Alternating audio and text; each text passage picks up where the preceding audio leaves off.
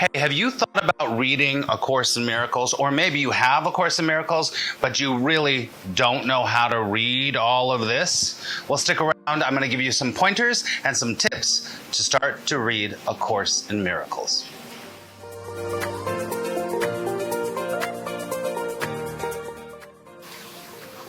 So welcome to the channel. My name is Max Ryan. I am a spiritual teacher, a law of attraction trainer, and I've also been a student and a teacher of A Course in Miracles for over 38 years. I know, it's a long time. So today we are going to talk about how to read A Course in Miracles because it's kind of confusing. A lot of people get the Course in Miracles and they don't know what to do with it because it is overwhelming. It's really overwhelming if you don't know what you're doing. So everything that we do here on this channel, whether it's Law of Attraction or Course in Miracles or intuitive work, is all meant to help you to live a life that's in flow, that's in peace, that's in joy. So if that's you, then I invite you to subscribe here and also to make sure you click the little bell so you get new notices, okay? Okay, so let's get into it. A Course in Miracles is, what I always say, it's a spiritual text. It is not a self-help book. If you approach reading A Course in Miracles from the perspective of a self-help book, like any other self-help book you get, it's not going to work. It just doesn't work. So people always are coming up to me and saying, well, where do I start? What do I do? How do I even begin this journey of A Course in Miracles, right? And that could be you right now. You could have one of these. One of the things that I hear a lot, see how a lot of people have seen this before, how old my book is. Duct tape, 50 million. I mean, it's, I use it daily, right? So a lot of people come up to me and they're like, I don't know what to do. I got the book. Or they say, I got the book years ago and it's under my bed, or I just found it again. Well, here's the deal. I want you to, first of all, take a breath. Because unlike a self-help book that you're going to read, maybe you reread, you don't read A Course in Miracles. You study it. You study it so that it can start to literally shift your vibration. It starts to change your relationship with yourself. So when you are starting to undertake changing your relationship with yourself, that's not just a book, that's a study. Right? So I want you to get in the framework that this is going to be something that you're going to come back to over and over and over again. Now, let me say this. This might not be your path, but that's okay. That's okay. The principles of A Course in Miracles are universal principles, right? They're universal, meaning that they are in almost every spiritual texts. They are also in religions, but it is not a religion. Course in Miracles is not a religion. It's a spiritual mind training, right? So let's get to it. What do you do when you have the book? When you have the book, what are you going to do with it? I'm going to tell you what I did and how I was brought to A Course in Miracles. You can see the Course in Miracles overview. I'll put it up there. You can go watch that after this. Now, I was taken to a group when I was in college. And this group, they were studying this book. A friend of mine said, it'd be great for you. You'd really like it. And I was like, okay. I was very spiritual, incredibly metaphysical at that time. And there was something about what they were reading in this book that resonated with me. Something made sense to me. Other people it might not make sense to. And when I say make sense, it hit me at a very heart-centered place. Because it was very obvious to me that what was going on in this book was the truth. It wasn't dogma, it wasn't opinion, it was truth.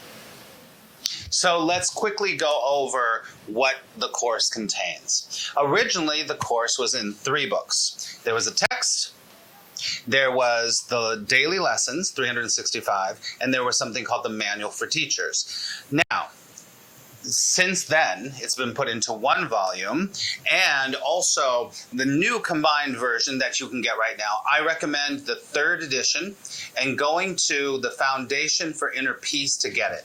This is the real deal.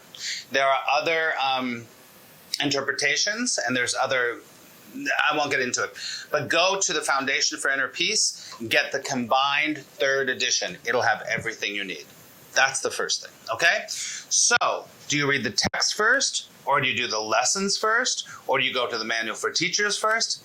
It's overwhelming, right? So, the way I was taught was that this is a building block, scaffolding learning that you're going to go on, right? So, it doesn't make any sense for you to, not until you know it pretty well, to just open a page.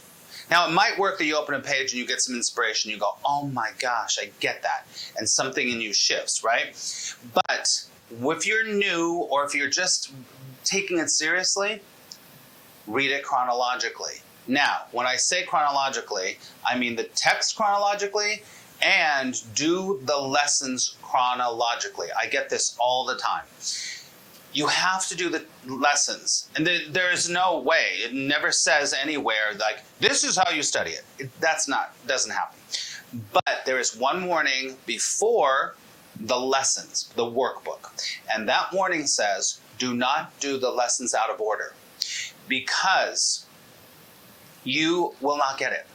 It says something much more intense, but it's you won't understand, because it's so simple. And it goes simple, simple, simple, and it gets more complex as you go along, right? So never do the lessons out of order until you've done it once or twice all the way through. Then you can go back and go, oh, I get that. So I'm going to go do lesson 67 or 235 or whatever.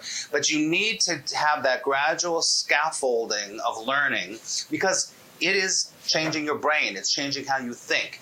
And that is really important when you understand how you're going to read A Course in Miracles. So back to how I was taught. How I was taught is to read it chronologically, right? I would read on my own. I would read it from the text. This is how I did it. I would read a little bit of the text, and I would do the daily lesson. I would go to the next bit of the text. I would follow my intuition. See, the text is very similar to how the lessons are set up, because the concepts get more deep. They get more, what do I want to say? The concepts begin to gel. The concepts begin to crystallize as it goes along. And you need to understand what he's setting up at the beginning, so that as you go along, you go, aha, I know what the sonship is. Aha, I know what atonement is. I know. A lot of these terms are used very differently in A Course in Miracles compared to, say, Christian philosophy or Christic vocabulary, right? So you need to understand the reference, right? And you only get that by reading the text. Whoops. I have my course right here. You only get that when you read the text chronologically, okay? That's what I would suggest to you for sure. So if you're really full on into it, do a lesson, read some text. Do a lesson, read some text. That works if you're full on, but you don't need to be completely full on yet.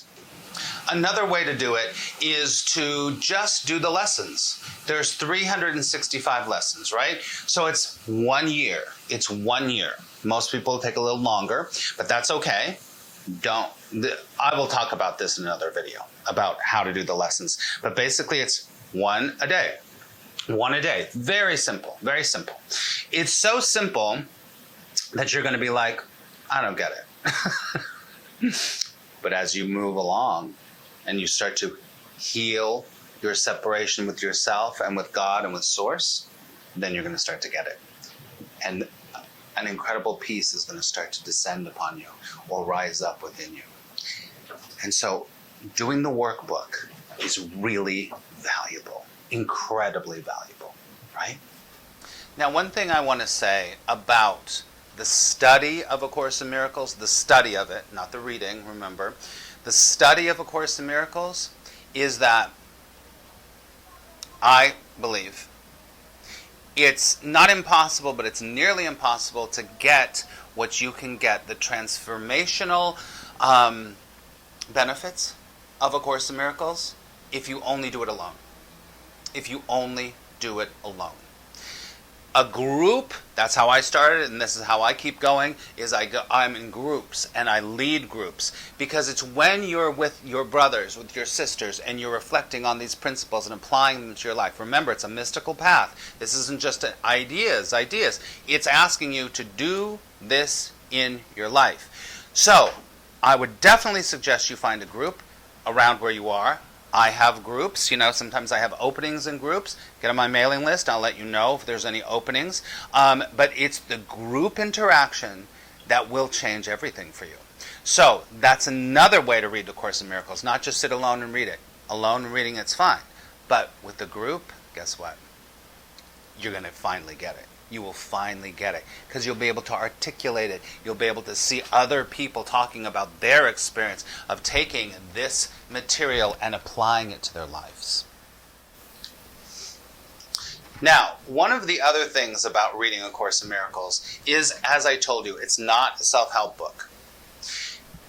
The vibrational field of the transmission that came through Helen Schucman can change your vibration if you read it slowly. Slowly. Take a deep breath, everyone. I'm going to open a page and I'm going to read something to you. I just randomly opened a page. And I'm going to read it to you as you would read a self-help book. And then I'm going to read it to you the way that you can get the most benefit out of it. Okay? This is in chapter 4. Just open chapter 4. This need not be. Okay? I have said that you cannot change your mind by changing your behavior. But I have also said, and many times, that you can change your mind. When your mood tells you that you have chosen wrongly, and this is so whenever you are not joyous, then no, this need not be. So that's how you would read a self-help book or anything, right? Now I'm going to reread it, and I want you to feel how these words are being put together to shift your vibration. Okay? So just listen. I have said that you cannot change your mind by changing your behavior. But I have also said, and many times, that you can change your mind. When your mood tells you that you have chosen wrongly, and this is so whenever you are not joyous, then no, this need not be.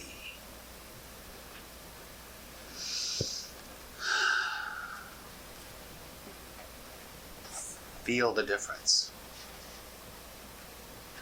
If you take the time to allow these words to sink in, almost like you're contemplating it as you are reading it, the benefits are huge,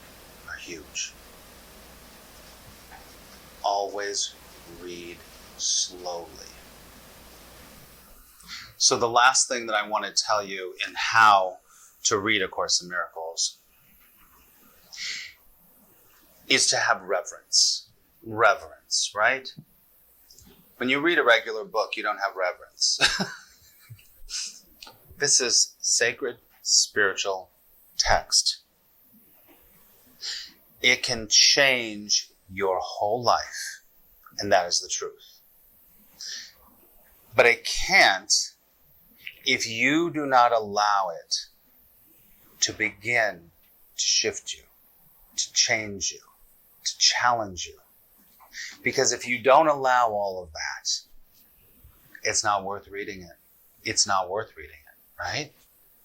So, respect yourself enough, love yourself enough to do this. Because as A Course in Miracles says in the introduction, love cannot be taught, but what can be taught is for you to be able to remove the blocks to love's presence.